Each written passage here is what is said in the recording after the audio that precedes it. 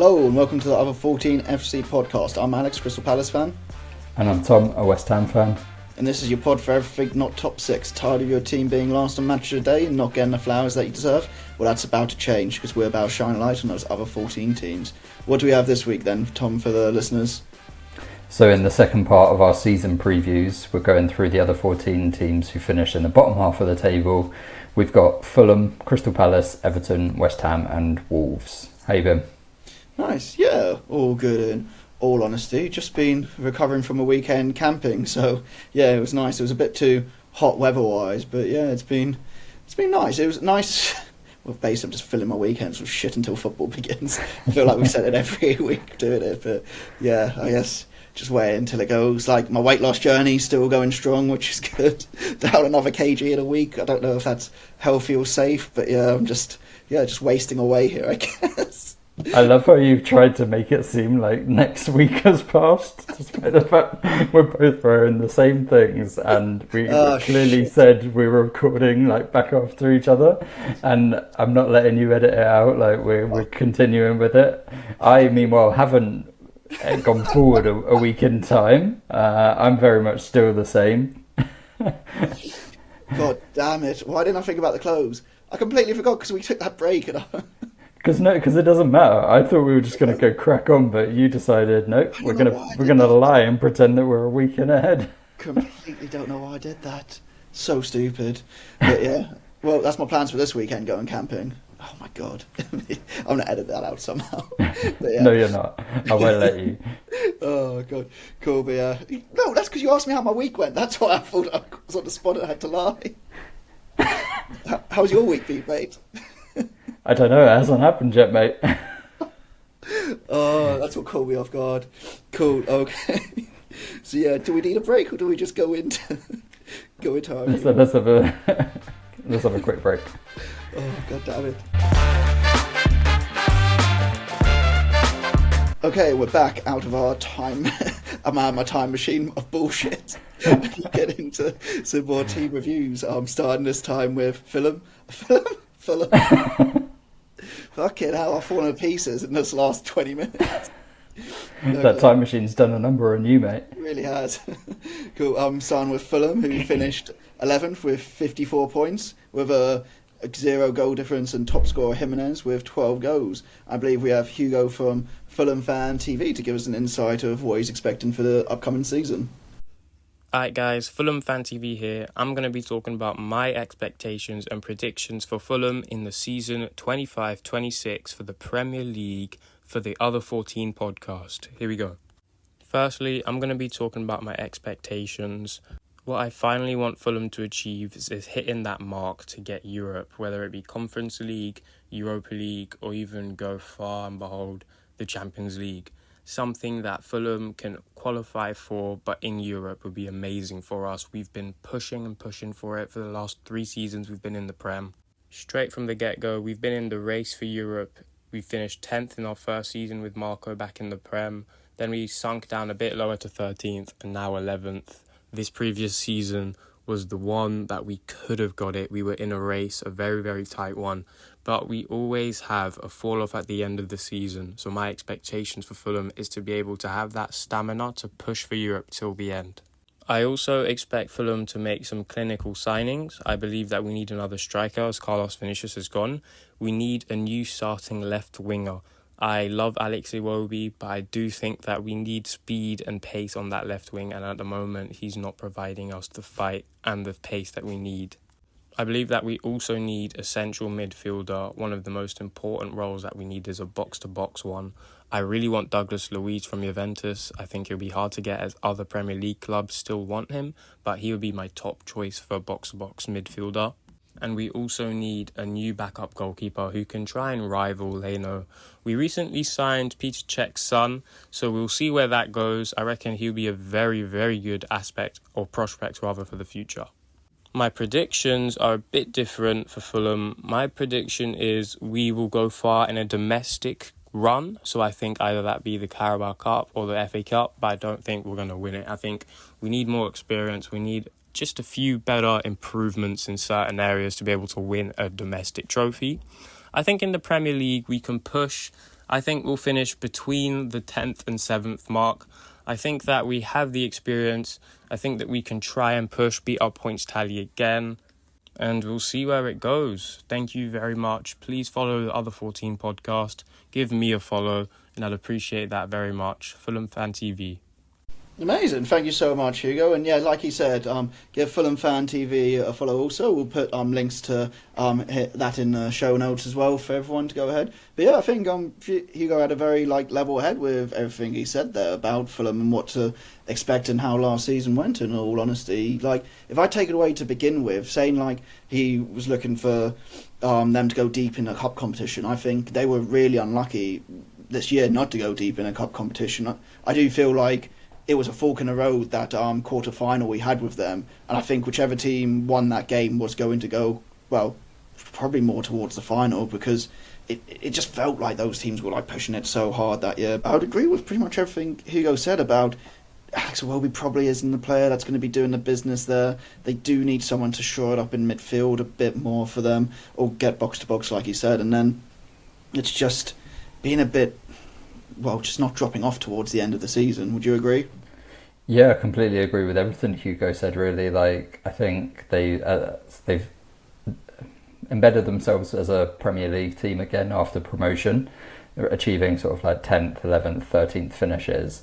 And now is the time to build on that, sort of better than survival has, but starting to look up into the top 10 and maybe or a deep cup run. I think you nailed it, where that game against Palace in the FA Cup was really a fork in the road. I think Fulham started the game really well, and if they'd have got a goal, then maybe their season could have been really different. But unfortunately, they haven't been able to achieve the consistent results over the year, and that's why they've fallen off from a few months before the end of the season. It's they're in the hunt for one of those Conference League or maybe Europa League slots, and then by the time of the end of the season they've dropped too many results, or they've I remember towards the end of last season we couldn't pick Fulham games because every time we'd pick them to win they'd lose, and then every time we'd pick them to lose they'd end up winning against Liverpool and such, and it was really frustrating to and it must have been really frustrating for Fulham fans to be because I do think one thing about Fulham is they have a very talented squad. I think the floor of their squad is really high. I don't see them finishing any lower than 12th this season. I think the defence is good, Bassey, Anderson, Anthony Robinson, Leno's a solid goalkeeper. I think even sort of having Iwobi come into as more of a midfield role, and then getting a more speedy sort of winger. They're not hopefully calling Willian out of retirement again towards the end of the season, but they've got talented players even Rodrigo Muniz and Raul Jimenez up top, sort of thing. But it's really, for me, for Fulham, is can they break through the ceiling of where they've been these past 3 years? What do they need to crash through that to be consistent enough to get that one of those Europa spots, or consistent enough to get into the latter stages of the cups?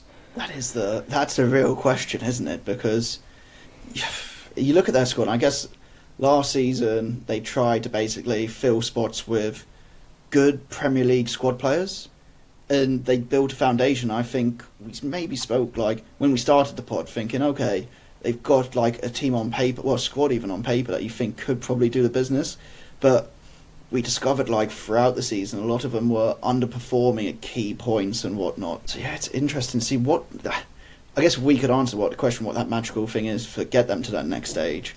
I can't tell what it is. I honestly can't.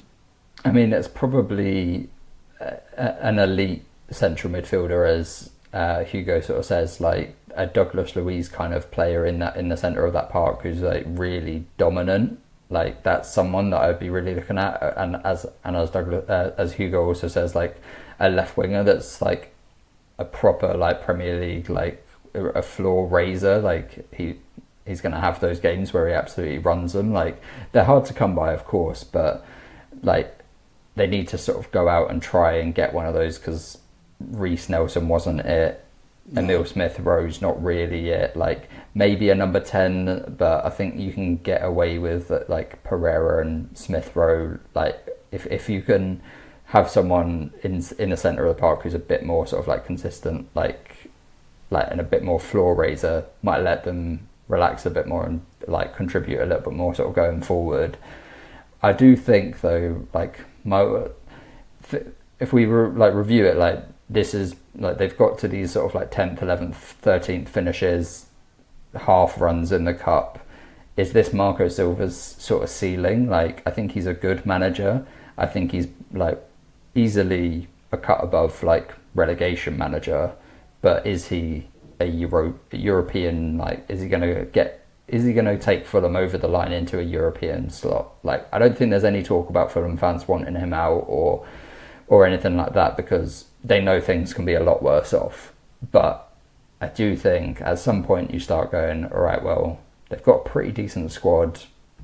Say they make a couple of those big keys or marquee signings and they still don't achieve a European slot next season, then maybe you start to look at Marco Silva and go, has he taken the team as far as he can?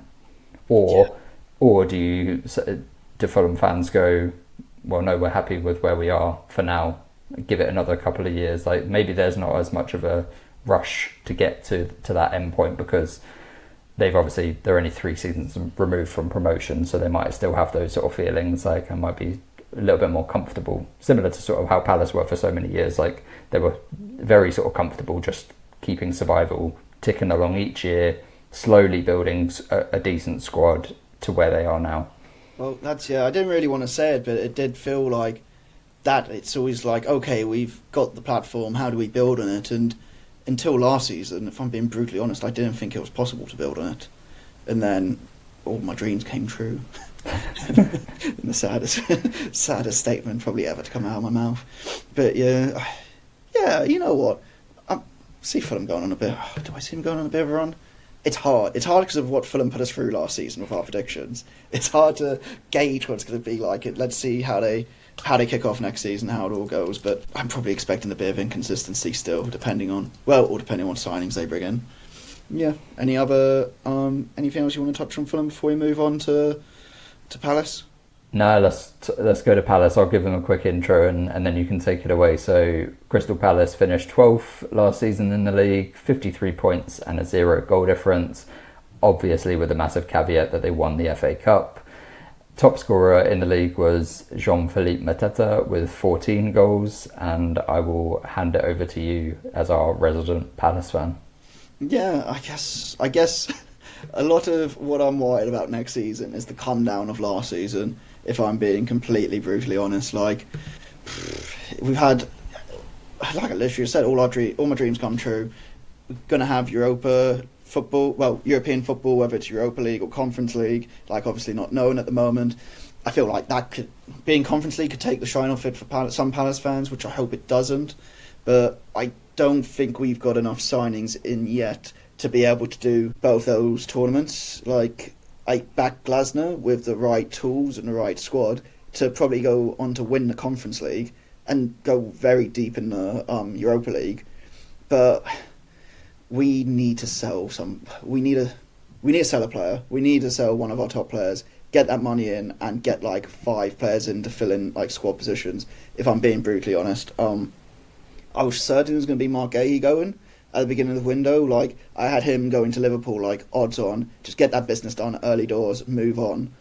But the longer the window's going on, the more I'm thinking Mark might not be the one going because of the World Cup coming up in the summer. Like, he might just see out his contract and leave at the end of the year for free, and Liverpool probably happier with that. So, like, turning the eyes to the other player that I think we probably need, I don't want to lose him, but we probably need to lose him for the money, is Ebbs, unfortunately. Like, Palace, absolute Palace legend, like, will go down in history for scoring that goal in the FA Cup final. Like, he's on my wall in my living room now. Like, that's how much I love the guy. But we need some money to rebuild the squad if we want to compete in Europe. And that's me being pessimistic, me being realistic. Maybe I'm being a bit of a downer because I'm in the off-season. I'm trying to, like, stay away from Palace stuff as much as possible. But just being a realist, if we want this model where we buy players in the championship or buy players for young, we then sell them for high value, we need to sell someone now.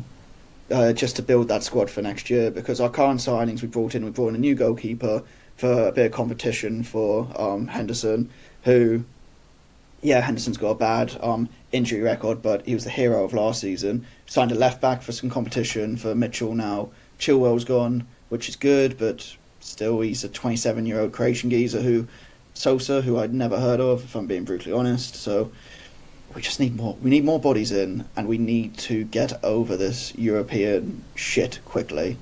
Like, if we let that drag into the season, like go into the Conference League, lose that playoff, I know Palace fans, and they'll soak a bit, if I'm being honest. We'll soak at the beginning of the season. We'll be like lowest arse UEFA, a bunch of money grabbing, corrupt arseholes, and we'll play on that the whole season. I don't want that to be what it is, because we have probably our greatest ever manager in charge now. I don't want us to sell a player. I want us to keep all our best players, but I want us to be able to generate revenue to bring in the best squad possible to give Glasner in a European competition and to finish high in the Premier League with him, because he's not going to be staying around for long. Like, someone's going to snap him up quickly. So, yeah, maybe I should be more positive, but I think everyone that listens to this and has listened to me knows how pessimistic I am about everything. But for once, I'm just trying to be real about it all. And let me know if I've been too much of a downer there, Tom. But I mean, I understand where you're coming from, and I think the big thing that you've sort of pointed out that is a challenge is that you're in this position where you've got European football, but you're having to sell to buy.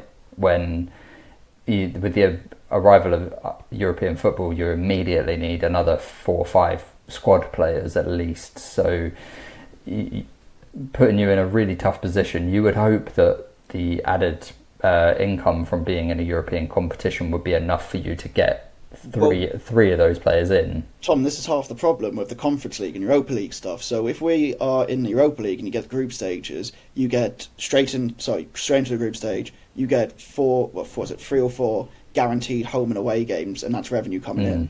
With the Conference League, you go into the playoff where you only guarantee 2 games, so you don't know if you do have that money to fall back on, which is another problem why I want us to know what's going on, so we know the money we have going into it. Like, it's all good being linked with players, but if we can't afford them, it's been frustrating, and I think, like, you've heard it, my frustrations come out there a bit. Like, I'm not annoyed about where we end up, I just want it to be clear where we are, so we can move on with it. But, one thing I would worry about the departures, and if you're losing, like, Eze, and if you lose Mateta's being linked out, like Gahey, like Mateta. I think that Mateta one, I've seen that before with his agent. I think that's just linking because he's done in 2027 for us, and I can see that's just wrangling for like a mega deal to go into his last few years. I think it's madness seeing him linked. Fair enough. Fair enough. Yeah. But like, if you lose Gahey and Eze, say like worst case scenario, like obviously you think you're only going to lose one. But if you lose 2 of that, like those 2 players, no amount of like squad players that you get in or even replacements are going to come in and just like immediately like replace them. Like, the importance they have to Palace, and an emotional importance as well. Like, I think all Palace fans feel so much more comfortable when Gahey's at the back, like he's a rock, whereas and when Eze's like in form, like springtime ebbs sort of thing, like that, like Palace fans are like really confident when you have those 2 to build around. And if you lose them, you're bringing in complete unknown, like might like strike lucky and someone comes in and replaces them really well, but more often than not you're probably not going to get the same kind of output. I don't think we can lose both. I think we can't lose both, but we have to lose one. Like, if I'm being real, we're a club that can't generate that much money from like gate revenue because we can't build a new stand at Selhurst Park. We had an owner structure that's a bit all over the place, and it's been well documented now over the summer. And it's So my positive spin will be, and I think you refer to it, like Glasner has precedence in Europe. So regardless of which competition you get into, if it's the Europa Conference League and you have to do a playoff, I think that'll be fine. Like the quality of the opposition you'll be playing in a playoff should be beatable for Crystal Palace.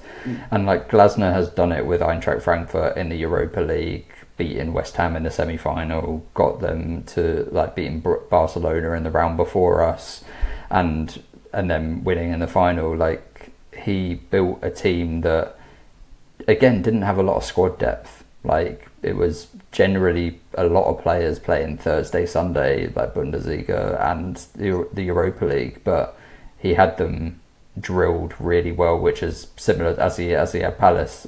Like that team drilled really well towards the end of the season with the FA Cup run. I don't think there's any sort of worry about relegation with Glasner in charge. Like, I think even if you do struggle with like balancing Thursday, Sunday, if you don't manage to build out the squad, or you're not able to because of this UEFA stuff taking too long, and then, you know, transfer windows running out, you maybe don't get the players that you might have wanted. I think you can trust in Glasner that you will have a sort of run, like get out of the group stage in either competition, and then I think another probably mid-table finish in the Premier League. Yeah, I mean, I'm against the manager being the most important person at a football club because it takes him leaving and it falls apart. But I just think this year, with European football in place, we have to back Glasner. Like, we have to back him of what he wants, because he is probably the most important thing at our club right now, which I know is a complete contradiction of what I just said, but what he did last year was the impossible for Palace fans, and I think you've got to give him the best chance to do what he can next year, and then plan for what happens after he leaves. Like, because like I said, I don't think he'll be there for long. But yeah, my prediction for next season, what I'll be happy with, is also hard to answer, because, like I say, like my whole thing for the last, since 2016, that FA Cup final, the only thing I've ever wanted to do or watch my team do before I die was watch them lift the FA Cup, and they did it.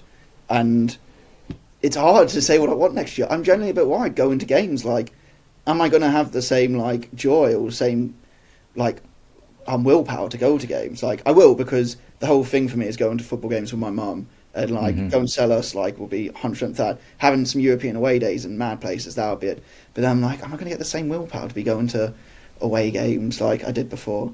I mean, it was seasonal start and I'll be completely back to normal. But yeah, maybe it's just my being a bit down in the off season with everything. It will feel slightly different. I can tell you that from a West Ham perspective, like having won the Conference League and was like, all right, the next season. But it was also fun because we were singing Champions of Europe and pissing off all the away fans every week. So yeah.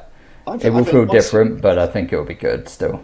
Yeah, I think once the season gets going, I'll stop being all doom and gloomy about Palace. But yeah, it's not been the best few weeks for us in the media and everything as well. But yeah, I feel like I've probably talked way too much about Palace there. So should we move on to Everton? Yeah, let's go for Everton.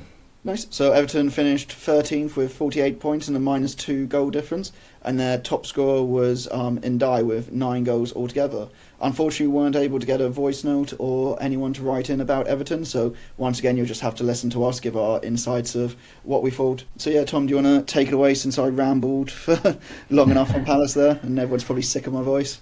Sure. So obviously the big thing for Everton this year is the new stadium. How they settle, like, obviously it's same city and everything, but like it's going to be a new like match going experience for the fans, a new like getting ready, like you hope, and everything looks amazing from it. They've had like good test events, it seems, but let's see what that's like. Best person to ask is you, isn't it? How, because are West Ham the most recent team to do that in recent memory in the Premier League?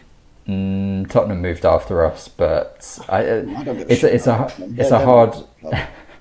it's a hard comparison, because Everton have purposefully built this stadium, and from everything that I've seen, like it's trying to sort of keep that old school football stadium vibe that Goodison Park was, where like the fans are close to the pitch and it's like quite high seat, like quite like steep seating, so that fans feel like they're on top of things, which, as you know, is complete opposite to the London Stadium, where we've got a running track and retractable seating and stuff, and it's all very sort of like, bring your binoculars sort of thing.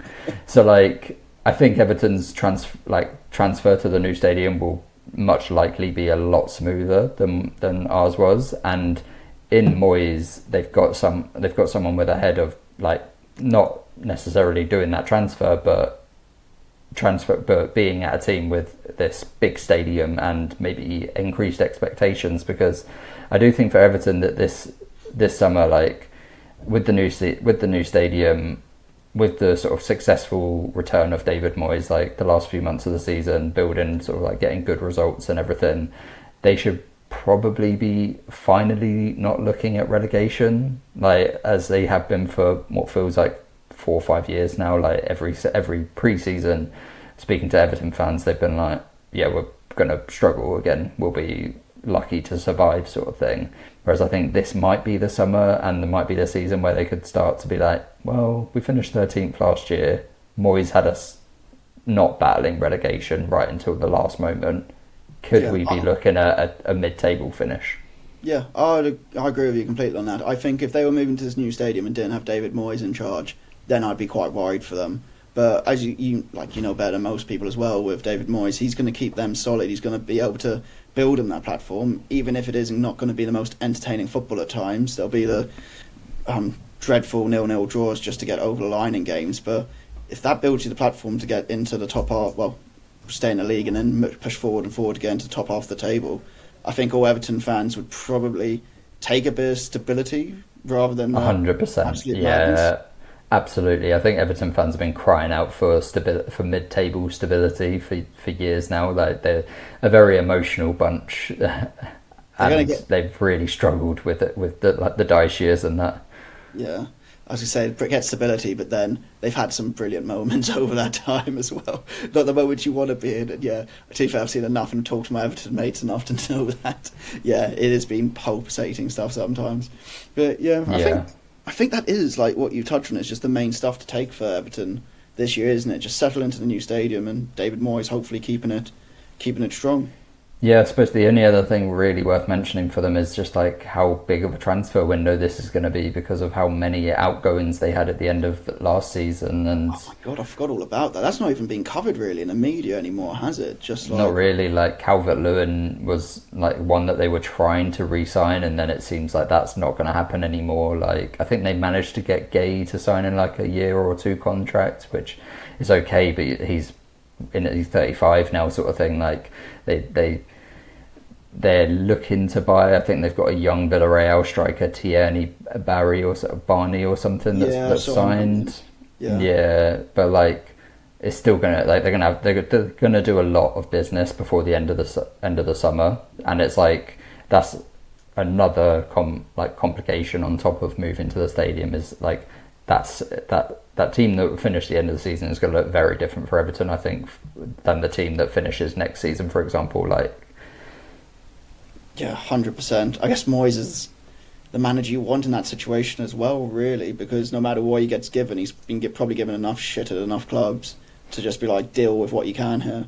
Not a slight there at you, mate. Like, but you know what I mean? It's like what Roy had to deal with us for years, and it was like, oh yeah, we spent no money, here's the dross we have left over, make it work. And it's just like, he won't complain, he'll get down and do it. So yeah, I'm not too worried for Everton at all. Cool. Okay, should we move on to your club? I'll give you an intro and then let you ramble like I did about mine.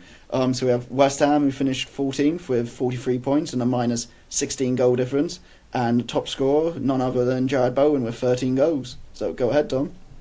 Yeah, this is a big season for West Ham, having moved on from David Moyes last year and hiring Julian Lopetegui, which was abysmal from start to finish, despite having a very expensive transfer window last summer, bringing in loads of sort of high-profile names. And from the outside and on paper, everything looked like West Ham could really build on what Moyes had left and like challenge for one of those European spots. And it just never looked like that on the pitch. Like, as soon as we started playing, it was like, man, we're going to struggle this year. Like, they were just like no real evidence of what the players were being told to do, and it was a real slog. And there were so many games where they would lose a couple of goals and then completely lose their heads. There was never any fight back in those days under Lopetegui. So in comes Graham Potter in January, and this is I've dubbed as the Potter pressure time, because we didn't necessarily have that new managerial bounce. It was a struggle throughout the rest of the season. And like, one thing that I do say about that is like it is not what you would deem a Potter squad. Like what he did so well at Brighton, and what Brighton do so well obviously, is like the scouting and the young players, like that they can imprint a lot of tactical like nuance to, but also they've got the energy to run about the pitch and do all of these like different things. Whereas at West Ham, he had the oldest squad in the league, and had like no legs in his midfield, like no one who could run about, like evidenced by James Ward-Prowse getting outrun by Arsenal's goalkeeper when chasing for a ball that Ward-Prowse had like a 10-yard head start on. Like, I like Ward-Prowse. He's great at set pieces, but him, Edson Alvarez, Thomas Souček, Carlos Soler, none of them had the legs that you needed from a central midfielder. And at the London Stadium, where the pitch is so big, that legs energy becomes even more vital. So we've got Freddie Potts back on loan from Portsmouth, who I'm really hoping to see get a run or get some game time this year. He's West Ham through and through, so I'm always looking to get someone from the academy in the team. We call ourselves the Academy of Football because we pride ourselves on that. I think if you ask a lot of West Ham fans what they want to see from the team is a successful bleeding of academy players into the first team, and then playing some decent, attractive football and achieving mid-table to European slot every couple of years or so. I don't think that's a lot to ask, whilst I don't think that's necessarily going to come this season, given some of the other teams who are better placed to do so. What we need to see, and probably pretty sooner rather than later, is clear progression from the squad and clear progression of what Potter wants them to do. We've seen the departure of Mohamed Kudus, who is officially dead to me, unfortunately. He has gone to an awful team and says that he only had Spurs in his heart. Yeah, mate, it's the only team who were even going to pay a penny for you. So goodbye, Kudus. I've burnt the scarf. I'm surprised you got so much money for it as well. Like, I would say you pulled Spurs' pants down a bit with that deal. I'll take the 55 mil, give it, and someone put it into good context. It's like, well, you look at what Mbeumo's going for, you look at what Cunha went for, like Elanga. All three of them had better seasons than Kudus did last year, and Kudus came in and did amazing in the first 6 months when he was at West Ham, like not last season, the season before. But then since then, from about January that year and the last season, he was pretty abysmal at times. Like he do some good runs, but he had next to no end quality in that spell, and arguably he was played out of position at times. But at the end of the day, the club said, all right, well, we think your best position is right wing, and we've got Jared Bowen, who is arguably one of the best players in the league, not even just in the other 14. So we're going to sell you and go with Bowen, of course. But it'd be interesting to see how we line up. I think Potter wants to stick with a 3-5-2 kind of formation. We've just signed, literally after we recorded, a Senegalese left wing back called El Hadji Diouf. Yep. Yeah. We've been linked with him all of last summer, all of this summer, and then I saw you guys were going to get him, and I was like, well, why the fuck haven't we got him? But yeah, I've seen his highlight packages and shit because we've been linked with him so much. And yeah, he's a pretty decent player. He's a bit old now, am I right? Is he No, he's young. He's like 21, I think. Like very, very young. Where did he come from? Is it Slavia Prague? Oh, Prague. My God, I'm all over the place with it. Thinking of the other geezer as well. But yeah, we were linked with him a lot as well, and I think he could prove to be a good signing for you. I mean, I hope he does. So we did well missing out on him. But yeah. No, I'm excited by him, but I think there's going to be a few more key additions, and maybe another. We might see Paqueta go after his seemingly at the time of recording that he's going to be found innocent, and then that he might look to sort of like bookmark this stage of his career and move off, whether it's back to Brazil or maybe a European team who are in the Champions League or something might be after him. But once that case is all sort of like closed and sealed off sort of thing. But if not, I'm sure Potter enjoyed working with Paqueta over the last few months, so I'm sure there's a place for Paqueta in the squad if he wants to stay. We've got Crescencio Somerville coming back from injury.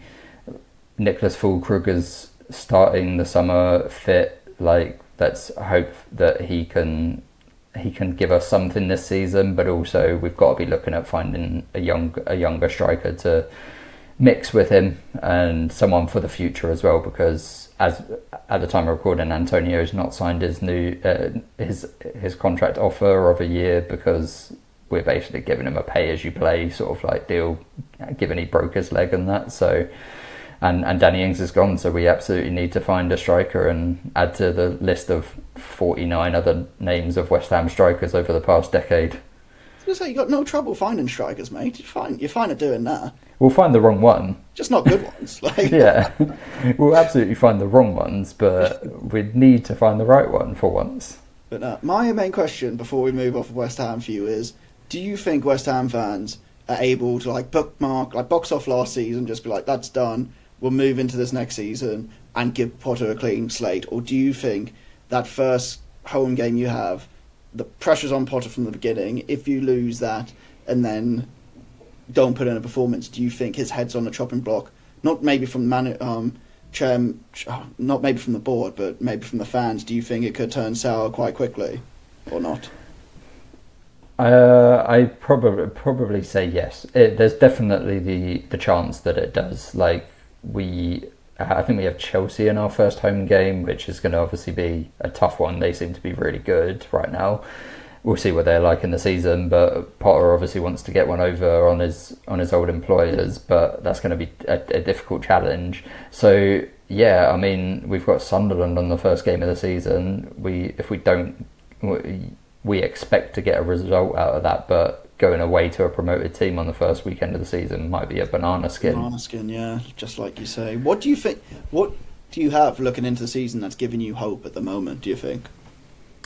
Bowen, Wan-Bissaka, yeah. Diouf signing. I think if we bring in Freddie Potts, and there's also a young George Earthy who had a little bit of a spell in the Premier League with us the season before, towards the end of the season, and then did pretty well at Bristol City in the Championship last season, sort of more as an impact substitute. But if we can get a bit of like young blood involved, like rejuvenate the midfield a little bit and get a striker. But realistically, prediction wise, I'm looking at a upper bottom half of the league finish and really just improvement on the pitch, like seeing some good football, because people love to mock West Ham fans for essentially getting rid of David Moyes, but some of the football that we played under Moyes was pretty turgid at times, and like especially the last sort of like 6 months of that season before he left, it was god awful. Like, we were in relegation form. It was not like we were even getting the results. We were just in pure relegation form and not playing well at all.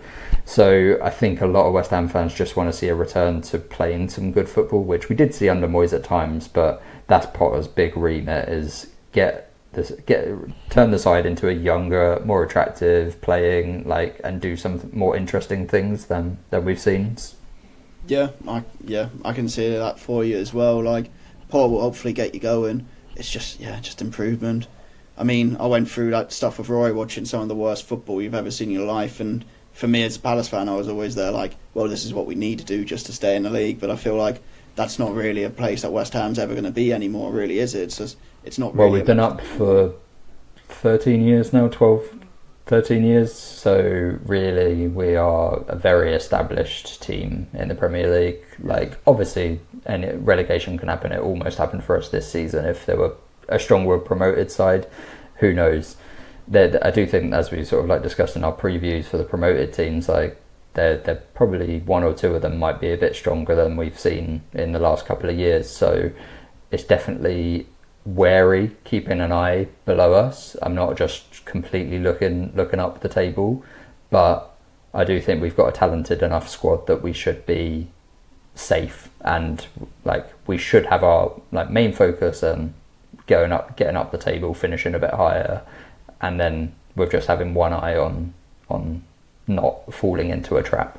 Yeah, 100%. The one thing I'm going to make sure happens this season is that you're sat inside Selhurst Park for the West Ham Crystal Palace game. I've told you I'm never doing that again.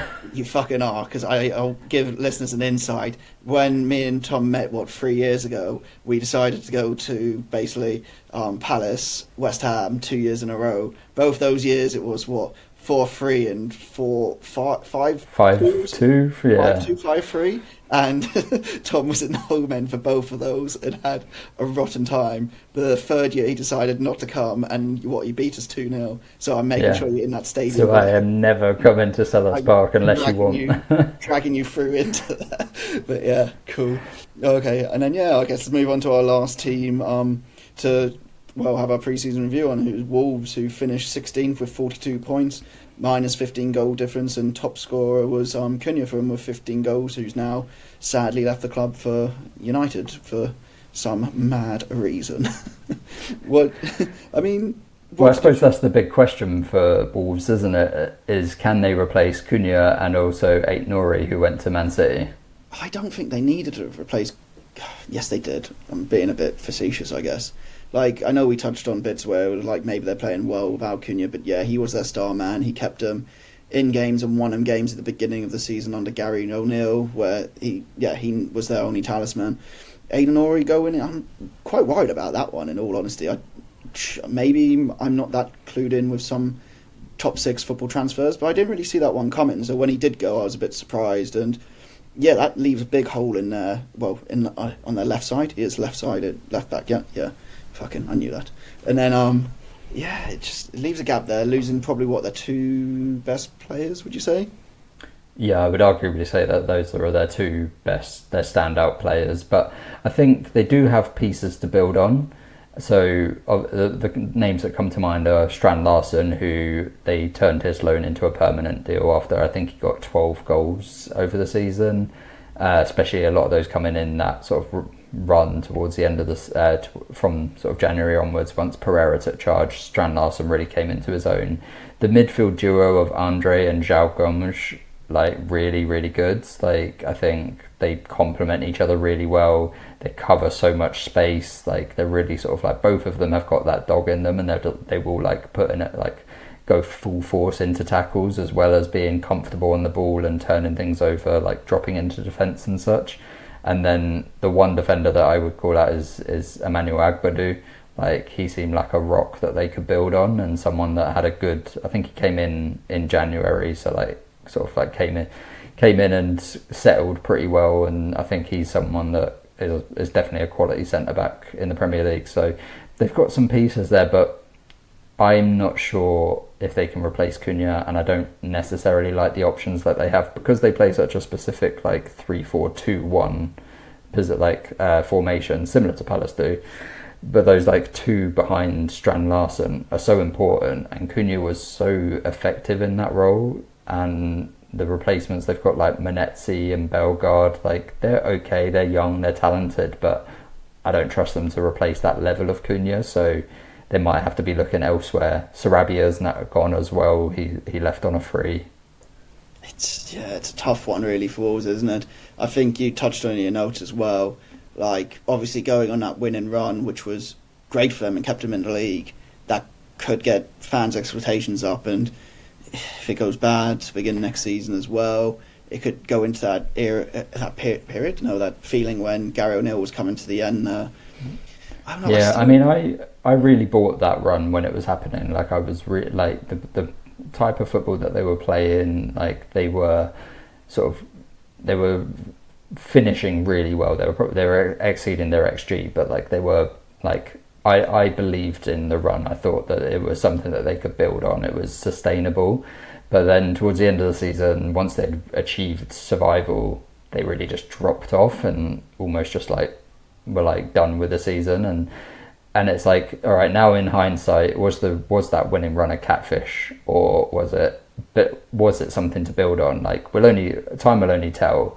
But as we've said, with like losing those sort of key players and the end of the season, if they had ended on that 7 winning like run, or even if they just have ended on a 3-game winning, like they hadn't ended it so poorly, maybe I might feel a little bit better about them. But yeah, I think it's going to be a tough one at the moment. I think it's going to be a tough one for him. I don't see him going down, but I think it might be a bit of a tough one. It's interesting to see how like Victor Pereira's season goes when he gets a full season, gets a pre-season with the team as well. So it'll be interesting. What do you think for a Wolves fan is going to be a good finish for him? Maybe top of the bottom half? Even that, I think at the moment I'd be looking at 15th, like 14th. Like, I think just like a season where they're not looking down so much as they were this season. Like prior to that winning run, they were in it. Like they were fully worried. Yeah. So like, I think a season where they're not doing that is a progression for them, because I don't think they're necessarily going to make all the personnel replacements in one season that they need to start looking at mid-table. No, I can't see that either, unless there's a big flurry at the end of the window. But it seems like they've just, well, they have got the money, but it seemed like they needed to get some outgoings going as well. Yeah, I mean, it's difficult to replace like those key players as well. Like same thing we were saying about Palace, and that like it's all well and good getting the money in to replace them, but you need someone new to come in, settle, like kick it, like replace such an impactful player. It's a big ask. Yeah, but that's the thing, like with Palace and with Brentford, that if you're that model, you need to finally use that model, don't you? And I don't know if Wolves are doing that themselves, but yeah. Cool, okay, I think that's about time to wrap up there, unless you have anything else on Wolves. No. Nice, cool. So yeah, as usual, rate and review the podcast and tell your friends. Hopefully next season we'll have voice notes and maybe videos from every team, because we struggled a bit this year. But yeah, other than that, next week we'll be looking to do previews for the next season. Is that correct? So we're going to have our predictions, sorry. That's the right keyword. That's the word you're looking for. Yeah, we're going to predict our tables, so we'll go 1 to 20 and we'll call the Premier League, the top 6 teams, something like their Football Manager names. Yeah, nice, cool. And then yeah, if you've enjoyed that and want to get in touch, feel free at socials, Instagram, TikTok, Blue Sky, Reddit at other14fc podcast, and email at other14podcast@gmail.com. But yeah, otherwise, yeah, have a good one, Tong. I'll catch you next week. Nice one. Cheers, mate.